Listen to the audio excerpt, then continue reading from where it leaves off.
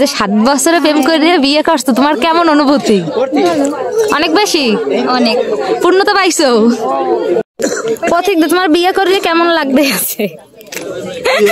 না আগে কও, তোমার বউ কইছে 7 বছর প্রেম করে বিয়ে করছে, তার অনুভূতিটা একটু কইবে না? আর আমি করবো এই 2-3 বছর প্রেম করে যে কি হয় সেইটা আমি কম। 7 বছর প্রেম করছে, 2-3 বছর তো না আমার লাগে। ও এভরিওয়ান, আজকে তোমাদের সাথে প্রতীকদার বউ ভাতের ভিডিও শেয়ার করব। ওদের রাস্তা থেকে কিন্তু প্যান্ডেলটা শুরু করা হয়, তো এইটাই ছিল ফার্স্ট এর যে গেটটা থাকে সেই গেট। দেন ভিতরের ডেকোরেশনটা তো আরো বেশি জোস ছিল। সব থেকে এই জিনিসটাই কিন্তু মানুষের নজর কেড়েছে, কেননা এইখান থেকে অনেক সুন্দর প্যান্ডেলটা হয়েছে, লাইটিং, দেন উপরের যে থিমটা ফার্স্টেই দেখালাম ভিডিও ক্লিপে, তো এই জিনিসটা সবারই ভালো লেগেছে। দেন আমিও কিন্তু এটার দিকেই বারবার দেখছিলাম। তারপরে সবার ছবি তোলার পর্ব চলছে, আর এইখানে আমরাও সবাই মিলে গিয়ে ছবি তুলেছি। এদিকে আমি রাজকে ছাড়া খুবই একা একা বোরিং ফিল করছিলাম, তাই রাজের জন্য আর কি অপেক্ষা করা যে রাজ কখন আসবে। অবশেষে আমার ভাই চলেই আসলো, আর দেখো রাজকে কিন্তু খুব সুন্দর লাগছিল, আমার থেকেও যেন ওর দিক থেকে চোখ ফেরানো যায় না। রাজকে কিন্তু জিজ্ঞেস করেছিলাম যে রূপের রহস্য কি, বাট ও কেন জানি বলতেই চায় না। আদৌ ও কিন্তু ফেজে কিছু ইউজ করে না, ন্যাচারাল সুন্দরী। আমি আর রাজ কথা বলতে বলতে হঠাৎ করে দেখি যে এদিকে বর আবার বোর ছবি তুলে দিচ্ছে, মানে যাকে বলে পার্সোনাল ক্যামেরাম্যান। তো আমিও সেইটাকে ভিডিওতে বন্দি করলাম। ওরে বাবা, বুঝে গাছ বাইতে সবাই এইদিকে ছবি তুলছিল, আর আমি ভাবছিলাম যে আমার কখন চান্স হবে, কেননা এত পরিমাণ যে লোকজন ছিল। এই সুন্দরী, একটু হাই দাও। তো গাইস দেখেন, এখানে সব সুন্দরীরা, এখানে ফটোশুট চলছে। এই যে রুষা, তুমি বিয়ে খাইতে আইছো? এই তাকাও তাকাও তাকাও ক্যামেরা।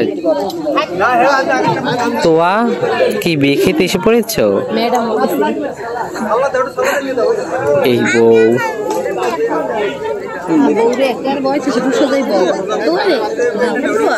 কি তোর ছবি তোলা হয়েছে? ডান একটু রাস্তে তোমার আজকে ভিডিও করে দাও না রাজ। গাইস তো ছবি তুলতে তুলতে মানে শেষ। গাইস অনেকদিন পর গাইস তোমাকে দেখছি। এত শূন্য যা, এই দেখ তোমার আজকে কি বড় বড় লাগে না? গাইস দৃষ্টি করতে দেখতে কেমন লাগে? সুন্দর।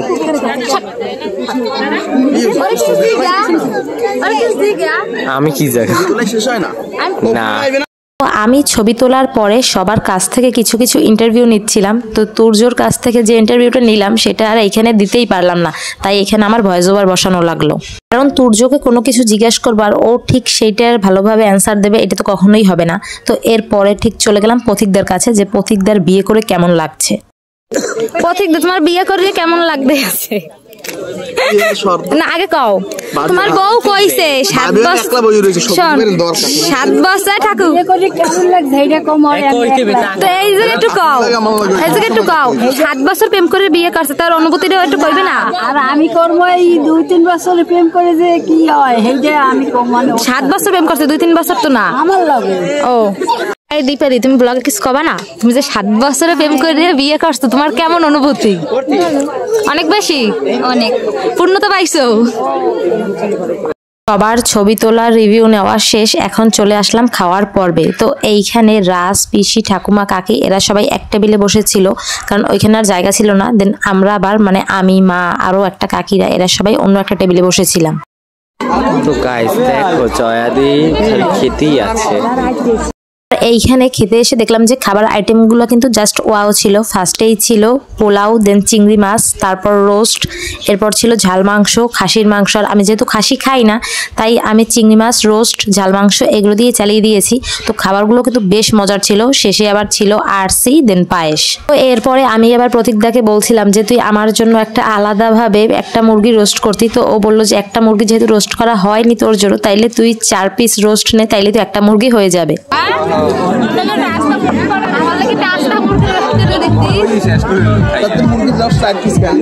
বাবা আমি তোর পাশেই আছি না।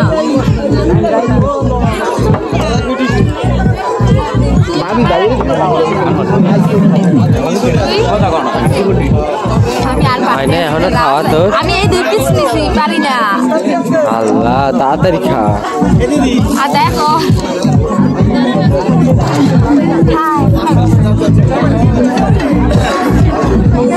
এই তুই কি পাইছাই? আসছি তারপর পায়েস ভাই আমি শুধু চিংড়ি মাছটা একটু মানে পারছি, কিন্তু আমার জ্বরের কারণে আমি খাইতে পারি। আমি খাইছি শুধু ডালটা বাদে। আমি ডাল খাই নাই আর সব খাইছি। এটার রিভিউ দেবো। বিয়েতে ভাই বউকে জাস্ট ওয়াও লাগে। না কেন তোরটা খাইছো?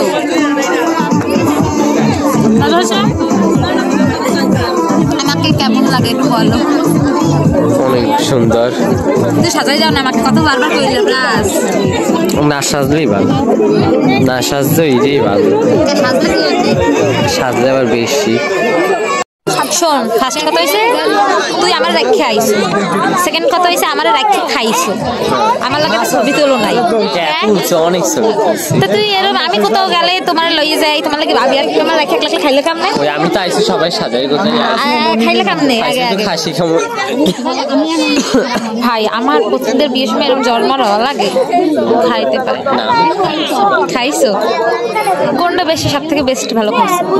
ভালো লাগছে চিংড়ি মাছ। ঠিক আছে। তো আমাদের খাওয়া দাওয়া শেষ। এদিকে দেখলাম যে অভি মায়ের কোলে, আর অভি কান্নাকাটি করছিল কেননা ওর মা আবার তখন খাচ্ছিল। তাই এইখানে আমরা বলছিলাম যে অভি এইটুকু বয়সে বিয়ে খেতে চলে এসেছে, বাট কিছুই বিয়ের খেতে পারেনি, মানে বিয়ের যে শেষে পায়েস সেটাও খেতে পারেনি, কেননা যেহেতু 6 মাস হয়নি তাই ওর মুখে তো অন্ন দেওয়া যাবে না। তো প্রতীকদার বিয়ের ভিডিও আপাতত এই পর্যন্তই শেষ। নেক্সট ব্লগে আবার আসছে কি সেটা দেখার জন্য ওয়েট করো।